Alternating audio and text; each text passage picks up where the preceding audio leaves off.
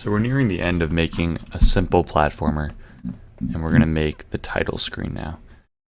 So just make a new scene, go to UI, create a new canvas, make it scalable like we always do.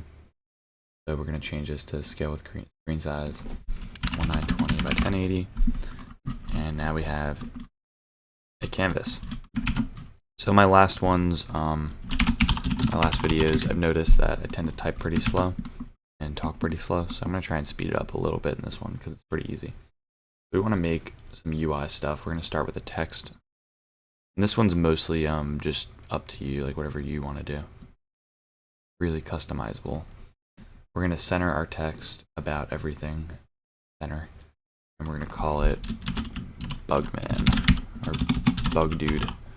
That's going to be our game title, all caps, Bug Dude. There you go. And it's going to be color of him, I guess. That would make sense.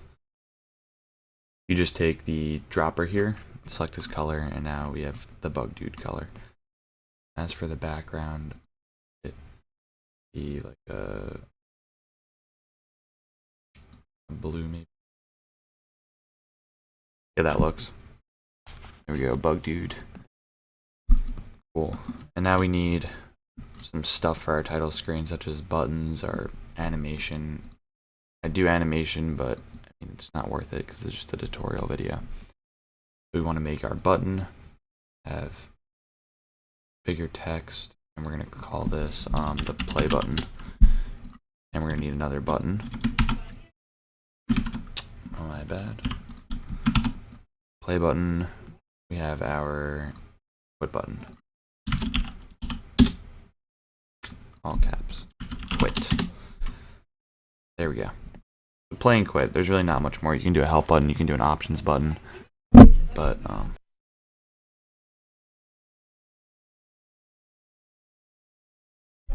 okay, now we're gonna need to make a script and call it our button function. So just do as I do, basically.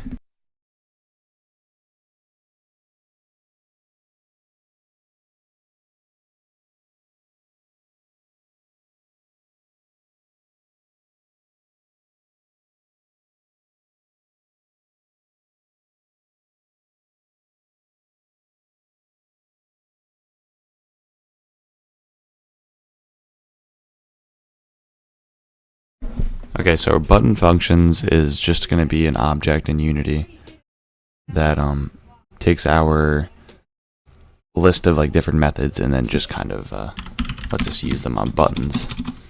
So once again, just do as I do, basically. There's not much explanation here. We just need to make some public methods, that's all.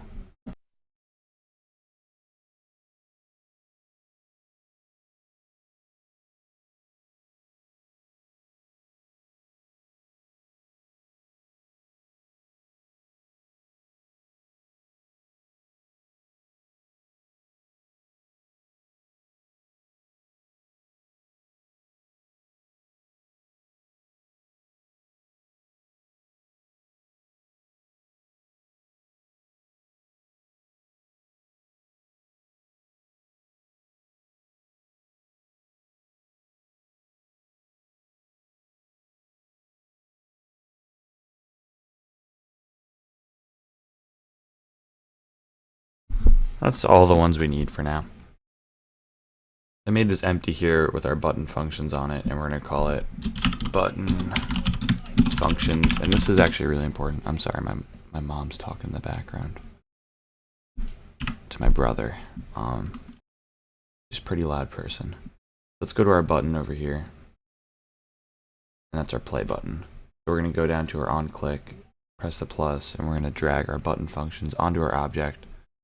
Go to our button functions and then choose load level, and we're going to change that to 1. I'll tell you why.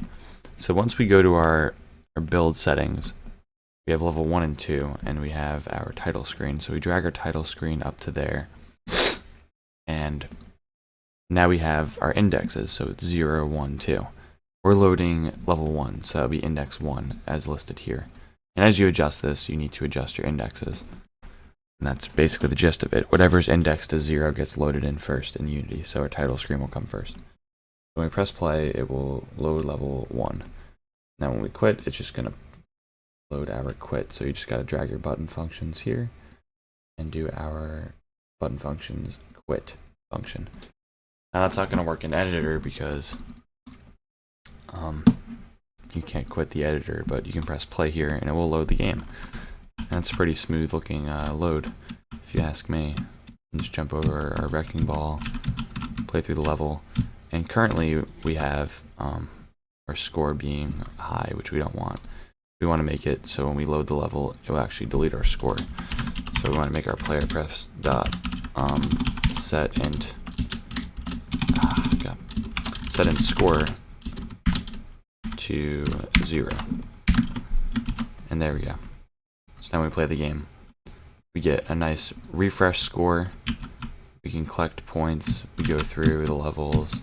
There's wall jumping. There's hazards. There are no lives, which we could add in very easily using player prefs. But the game serves its purpose. You get the flag. You're on the next level. Your score carries over. You can continue to collect points, dodge stuff. The whole gist. Man, my timing is terrible. There we go. And that's it. There's no more levels left. So I guess I'll make a tutorial on how to build the game and then use it from there. But there's really not much more to it. I guess I could show you, since the video is only 6 minutes long, I can show you how to make your buttons look cool. So I usually switch from UI button to the box, just because we like the box better. It doesn't have that stupid outline on it. The vectorized box, we like vectorized things better. Change the target graphic to down. Oh, okay. Or square there. Cool. Now we're gonna make it so we have our normal color would be white, our highlighted color like a tint of green, I guess. And then we press it, it's gonna turn like green. There you go. Copy those values, put it into this one.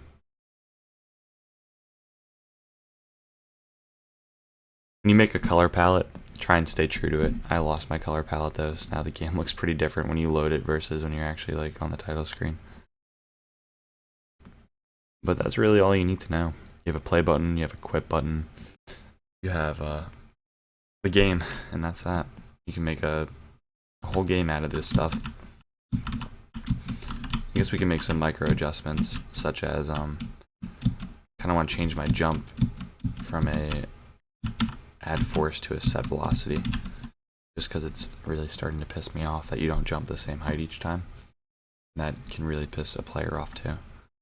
So we're going to change our jumping over here from adding a force to rb.velocity equals a new vector 2, where your rb.velocity x stays the same, but our y becomes our jump force. And now because of this, we need to adjust our jump force, because when we jump, we're not going to even like move at all, or we're going to move way too much apparently. Let's go over to our scene 1. We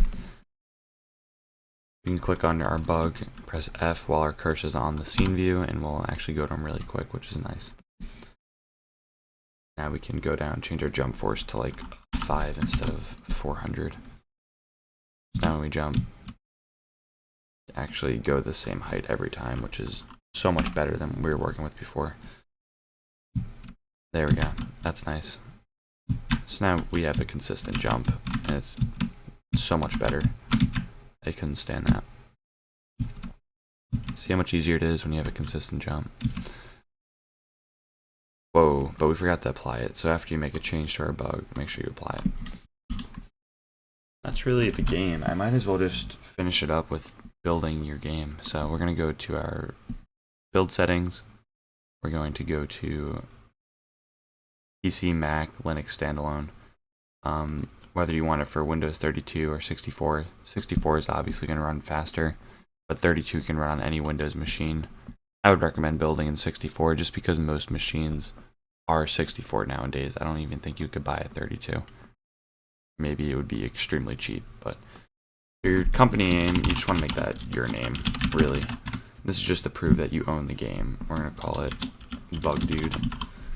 Default icon is whatever you want the icon to be for your game. So you might want to import a sprite that you made. I'm just going to make it a circle, which is actually a square. I'll make it be this check mark. That's my default icon, a check mark. So resolution and presentation. Defaultly we want full screen. Defaultly we want our native resolution. And we want to use, we don't want to use our resolution dialog. That is when you open the game, you get that little tiny box where you can change your resolution and stuff and edit your quality settings. Maybe you want that if you don't want to make an options menu in your game. It's kind of like Amnesia. When you open it, it has that option. I'm going to disable it though because I don't care for it. I don't really want it. I never use it. Now we want to make supported aspect ratios be whatever you want. I usually only support 16:9. That's standard HD 1080 by 1920. And if someone doesn't have that size monitor, it will just scale the screen down a little bit, and you'll have like little black bars at the top. But your GUI will always look the same on every device if you do that. This is what our icons look like. You can override and make each have a different picture for each size. So like maybe your small icon's a little bit different from your big one. Your splash image. I'm not really sure. I haven't really worked with these before. I think this is just the top. If you do use that resolution box that's in Amnesia, this is the top of it. If you own Unity, you can actually disable the Unity splash screens. Don't touch this stuff. You really don't need to. It's set as you need. Maybe if you're working with an Android game, you can change that a bit. But that's what you do, pretty much. That's it. Not that bad.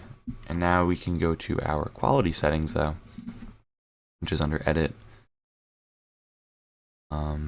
Project Settings, Quality.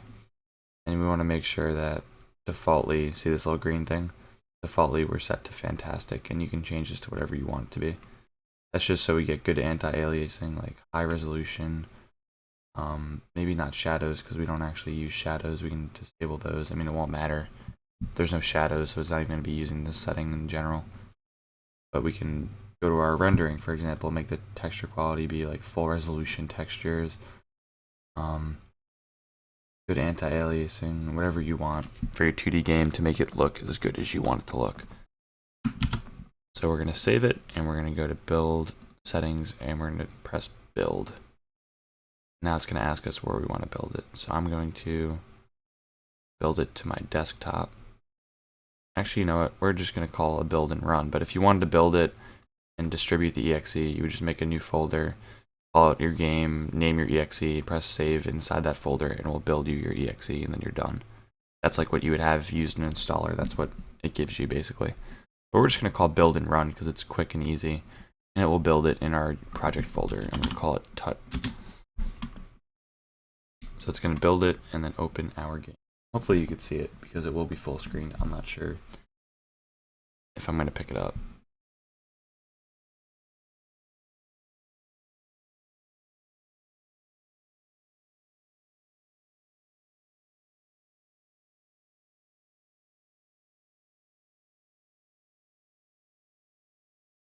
Okay, so we get our Unity splash screen, which will then transition into Bug Dude. Have our stuff that we set in. If we press quit, it will quit the game. If we press play, we'll play the game. Now we're in the game. We can walk around. There's a wrecking ball. Really good texture quality. It's looking very good. You can wall jump off of stuff. Jump over the spikes. Continue on. Get the goal.